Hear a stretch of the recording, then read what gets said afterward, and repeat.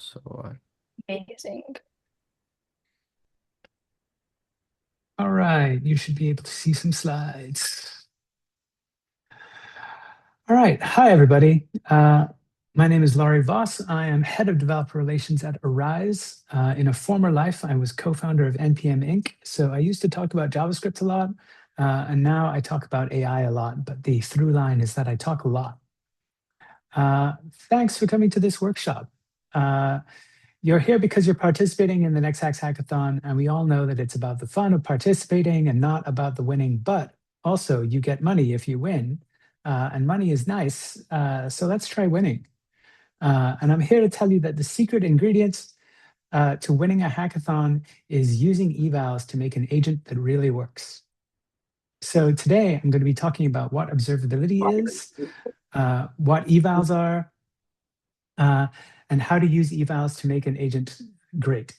And thus how to win the whole hackathon, not just the Arize prize. And of course, there will be a demo and a walkthrough showing you exactly how to do all of this stuff. In case you haven't heard about it already, there is a special prize for best use of Arize. It is $1,000, and it is comically easy to win. I cannot emphasize enough how easy it is for you to win $1,000 out of us. All you have to do is use Arize to optimize your agent in some way. So basically, if you use Arize at all, you are in the running, and the most improved agent wins. So the earlier you use Arize, the more obvious it will be that you've improved your agent using Arize, and thus the more likely you are to win. First, my assumption before we get started is that you are building an AI agent, and I think I'm pretty safe in that. It is an AI hackathon. Everybody is talking about AI, and agents are what everyone in AI is building. If you're not sure what an agent is, it is just an LLM like ChatGPT given access to tools that can gather information or take actions in pursuit of a goal. What makes an agent different from regular software is that you don't specify exactly how the agent will achieve the goal. You just give it tools, and the agent figures it out. That brings us immediately to observability, which is what Arize is all about. Because agents aren't like regular software. They don't do the same thing every time they run. In other words, they are non-deterministic. And that presents a challenge for you as a developer, because software that works differently every time, how do you know exactly what it did? The answer is observability. If you've ever written a program and put print statements in it to tell you what it was doing as it ran, that is the most basic form of observability. The advantage of Arize is that we give you much richer logging of all sorts of things that you didn't think about. And most importantly, you get them automatically. You do not have to add the print statements. They're all there already. How do we get them automatically? Because we have already done all the work. If you are using... yeah, I got you. If you are using any of these frameworks to build your AI agent, then the log lines are already in there. And all you have to do is turn them on and send the logs somewhere, in this case, to Arize Phoenix. Turning them on is just a couple of lines of code. So again, it is comically simple to win this track. Using a framework, if you were going to use a framework to build your agent anyway, and you probably were, you can just add 2 lines of code to that framework to turn on observability. If you're not sure where to start, we've got a full example agent already set up. I'm going to be running through it in the demo.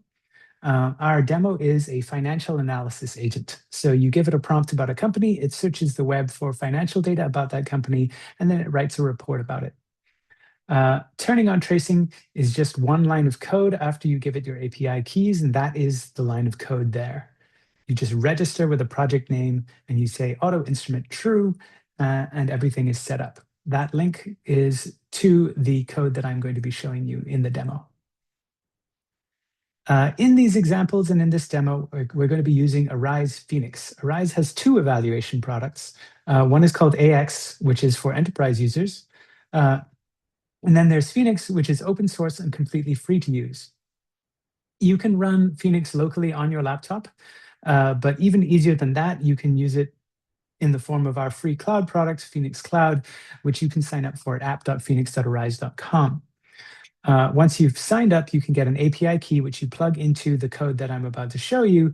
It also needs an API key from Serper, which you can also get for free, um, and an API key from OpenAI, because obviously if you're building an agent, you need an LLM to power the agent. Once you've got your API keys and you run the first file in our demo, you will have a trace in your Phoenix Cloud account. Traces look something like this in the Phoenix UI. I will go into more detail when I demo, but you can see on the left-hand side there all of the steps that an agent took to achieve the goal of writing a financial report. At that point, you're basically done.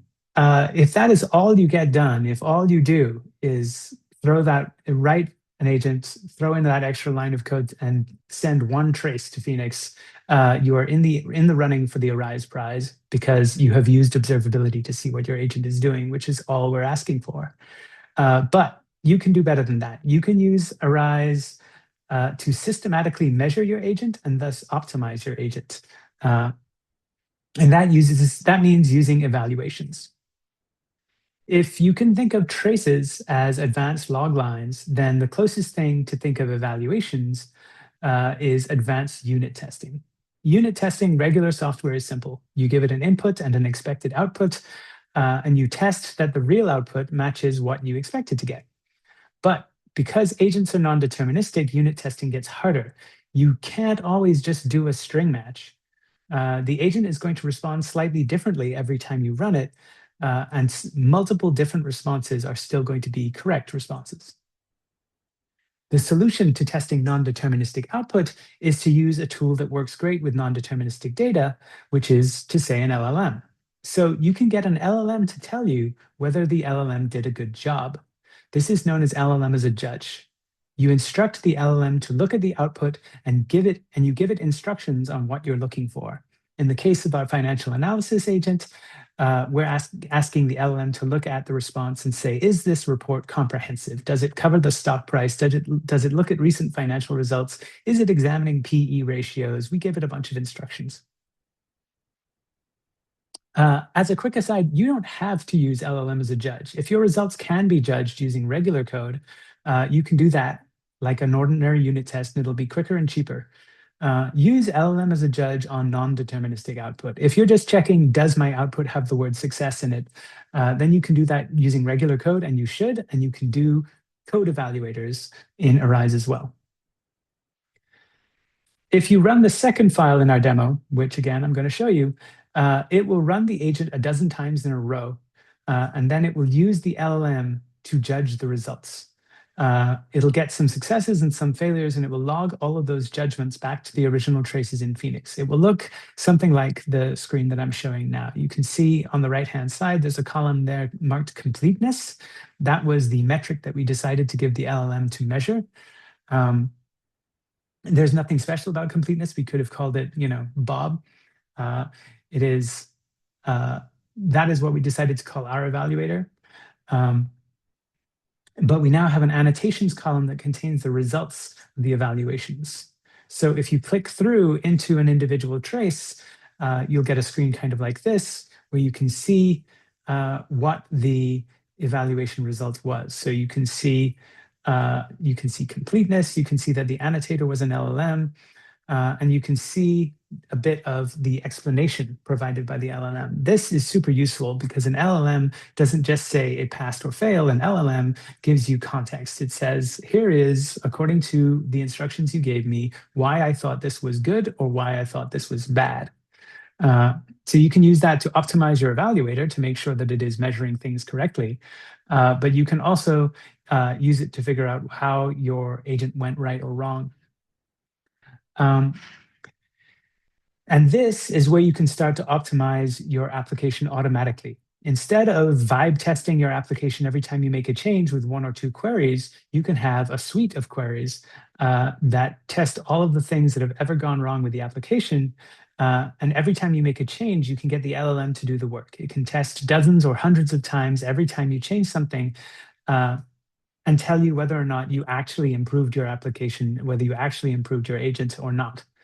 And that is how you go beyond just winning the Arise track to winning the whole hackathon. This is your secret weapon to making an agent that actually works and doing it really quickly.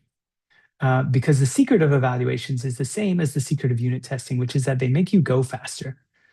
Almost immediately, you are getting more signal than somebody who is just vibe testing their app. You can run evals over and over and get fresh tests every time with the LLM doing all of the work. But you can do even better because evals can take a while to run. So what if instead of running all the evals every single time, you just wanted to test the runs where it failed? That brings you to experiments. Once you have traces with evaluations attached, you can create data sets out of them. This is easy to do. You just select a bunch of the traces in the UI. You can filter them by time or date or completeness or whatever. And you click the plus button to create a data set. And in this case, you'll see that we created a data set just out of the times when the answer was incomplete. Once you have a data set, you can run an experiment on it. In Phoenix, this is done in code. You modify your app so you have something to test, and then you create an evaluator just like you did before and run it against only the examples in the data set. It will give you a direct comparison of how the old version of your app fared versus the new version of your app. The Phoenix code will then upload the experiment results to the UI, and you'll get something like this. This is a single experiment. You can look through the experiment and see all of the results, all of the examples that went through your experiment. If you run multiple experiments, the graph at the top will start making sense, and you will see how the metrics that you are capturing are changing over time. So you can see over time whether or not your app is climbing the hill or getting worse. But enough yapping from me. Let us get to the demo. So this is the code that I shared earlier. It's a gist with 3 files in it. One is going to do tracing, one is going to do evaluations, and the third one is going to do the experiments. So there's some immediate setup here. We get our API keys, et cetera, et cetera. In this example, I'm using a Crew AI agent. But like I said, you can build agents in any of the many popular frameworks, and your integration with Phoenix is always going to be something like, it's just going to be some boilerplate, 1 or 2 lines to get them to automatically turn on instrumentation and start sending it back to Phoenix. So in this case, we've created an agent. It has a researcher, it has a writer. That's its job, is to research research companies' financial data using the search tool. That is what SERPer is used for, and then write a report about it. This is the mechanics of how you get things in Crew to work. The interesting part from our perspective is that you just run Crew kickoff and you don't have to do anything else. If you look at the Phoenix UI, you will see that we have now a Crew AI tracing, some Crew AI traces. Traces look like this. The very first trace we got was from that very first run. This just shows up automatically in the UI. So what you're seeing here is the step-by-step of everything that the agent did to produce the result. So you got financial remember we created 2 agents, one sub-agents. One was the financial research analyst and one was the financial report writer. You can see both of them running one after the other. You can see that it is calling a tool, and you can see that it's getting the results from SERPer. So you can see the output, you can see the input, you can see everything that is going on with this agent. Once you've done that, like I said, you can move to the next stage, which is the evaluations that we were talking about. This is the same boilerplate again. We are creating the same agent again. And what's different this time is we are creating a bunch of test queries, so creating a dozen queries and running all of them. So this file takes a while to run, which is why I'm not doing it live. Once you've got a dozen runs, you create an evaluator to decide whether or not the report that each of those runs generated was complete. So here is a very detailed prompt to the LLM as a judge to say what counts as complete. The report must meet all of these strict requirements. So ticker coverage, focus area coverage, financial data, depth requirements, comparison requirements, all of this stuff is what the LLM is going to use to decide whether or not something is good or bad. And then you create a Phoenix client. You pull down the spans. You instantiate an LLM. In this case, we're using GPT-4o. And you create a classifier. This classifier is going to define a metric called completeness. The way it's going to define that is it's going to use an LLM with that prompt template that I just defined up there. And the results that it's allowed to return are whether something is complete with a 1.0 score or incomplete with a 0.0 score. Once that's run, once that's created, we can actually run it on the data frame. So all of this I'm doing in Python. We have TypeScript SDKs as well. So if you are more comfortable in TypeScript, you can do all of this stuff in TypeScript instead.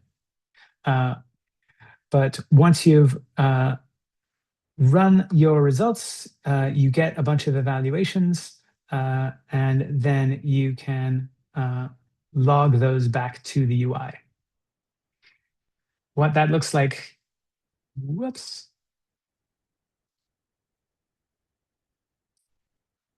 Wouldn't be a demo if things didn't crash. What that looks like is over back in the UI, you get these annotations. So you can see that the score is 0.0 if it's incomplete, or 1.0 if it's complete. And you can click through into the trace, and you can see the annotations. So you can see, like I was showing you in the screenshot earlier, you can see exactly what happened and the explanation that the LLM gave you of whether or not it was doing well. Just to wrap up all of the stuff that I was talking about in the talk, the third step is experiments. So this is all of the same boilerplate again. This is all of the same agents again. This is running LLM as a judge again. Except this time, we are, instead of running it on all of the spans, we are going to run it on a specific data set. So one of the things I can do is I can pull down, I can select rather a bunch of traces that I think are interesting. In the example that I ran, I picked all of the ones that had a completeness score of 0.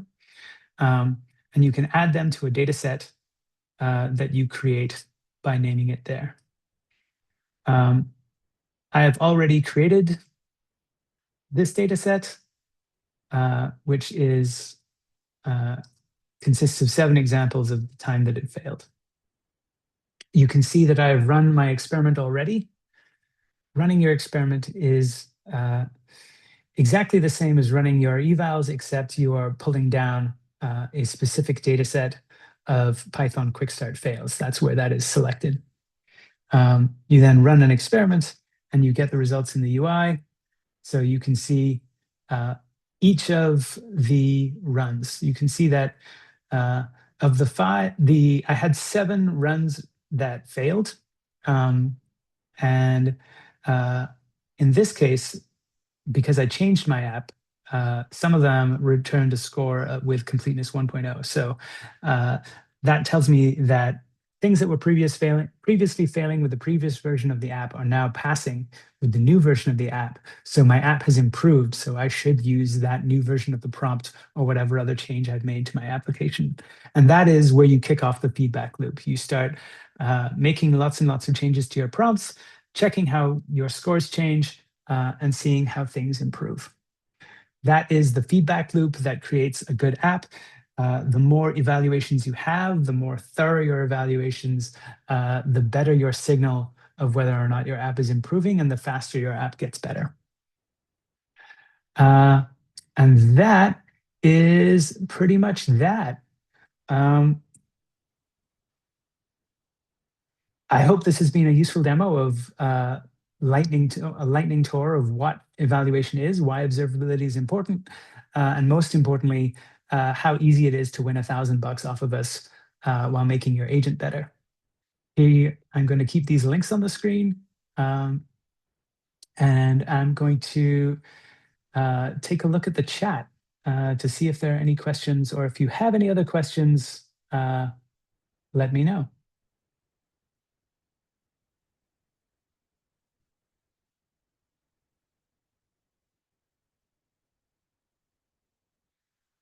What exactly are you looking for in winter projects? What I'm looking for is somebody who's actually improved their application by using Arize. So if you're sending traces to Phoenix, you have already started observing your application.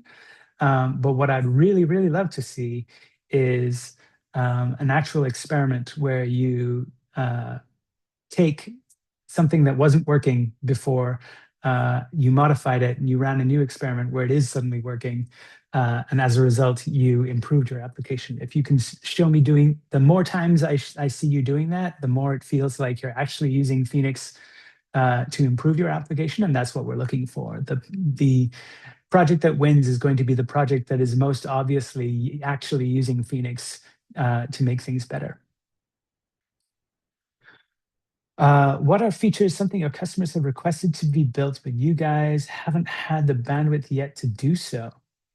Um, that's a good question. There's a bunch of features that exist in AX, which is the enterprise version, that do not exist in Phoenix yet. Phoenix is always getting better, but one of the core features of Arize AX is we have an LLM assistant that can do a lot of this work for you, and Phoenix users ask for it a lot. Nicholas asks, are there any hackathon projects that implemented the technology that really impressed you, or more broadly, where have you seen your technology be implemented that impressed you? Um, we are widely used in industry. Big companies that you've heard of are using us to actually improve their agents all the time. So, for instance, Wells Fargo is a customer of ours. Every time you run through Wells Fargo's customer service bot, the traces from that customer service bot are being sent to AX, to Arize, and they are using that to run evaluations to figure out how to make their customer service bot better.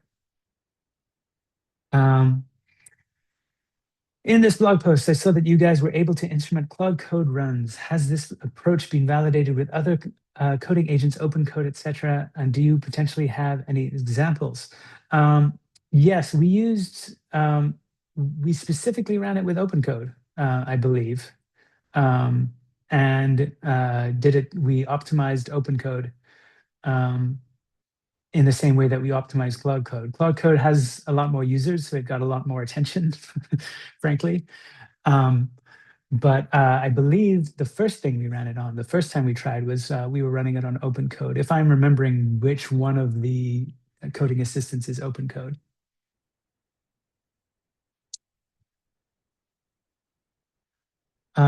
Cool, looks like we are at the end of time.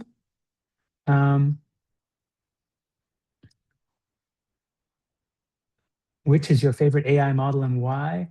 My favorite AI model is Claude because it is really, really good at refactoring in a way that the other agents are not.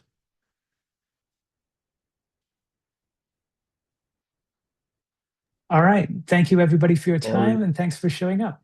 There was one question a while back. It was asking, how is Arise different from Langsmith and other LLM evaluating tools like Ragas? We are a lot more comprehensive than Ragas. Ragas is very focused on a specific type of use case. How we're different from Lang-Smith is that we work with things that are not LangChain. So if you are building in LangChain, you're pretty locked into Lang-Smith. And if you are not if you want to use Lang-Smith and you're not using LangChain, you're pretty much out of luck. We work with all of the other frameworks. That is our differentiator there.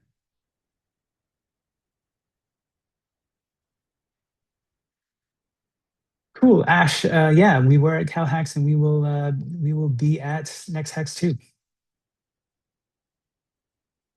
All right.